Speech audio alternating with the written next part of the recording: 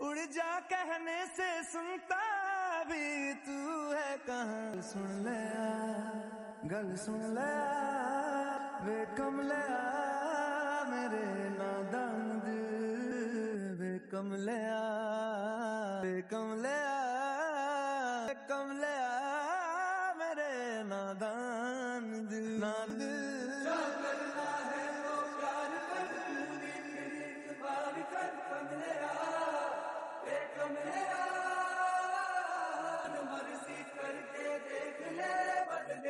सब कुछ हार कर कमले वे कमले मेरे नादान दिल।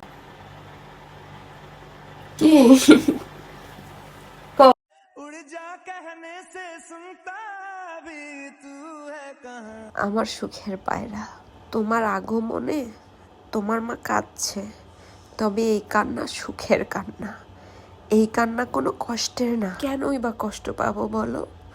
যারা বলেছিল তোমার মা কখনোই মা হতে পারবে না, তারা তো ভুল। ওরা মানুষকে কষ্ট দিতেই জানে, কিন্তু তুমি আমার সুখের পায়রা আমাকে নতুন করে বাঁচতে শেখালে।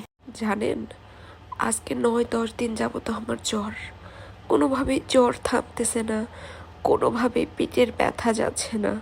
আমি বুঝিনি আমার গর্ভে আমার সন্তান এসেছে। ঠিক যেই মুহূর্তে অনুভব করতে পারলাম তার উপস্থিতি, আমার সুখের পায়রার উপস্থিতি, মনে হচ্ছিল হোক না জ্বর, কি হয়েছে তাতে, আমি এই জ্বরের সাথে মোকাবেলা করতে পারবো আমার সন্তানের জন্য। হোক না পেট ব্যথা, তাতে কি, এইটুকু তো পেট ব্যথা হবেই। আমার সন্তানকে সুস্থভাবে আমাকে দুনিয়াতে আনতে হবে। অনেক মানুষ অনেক কটু কথা বলেছে।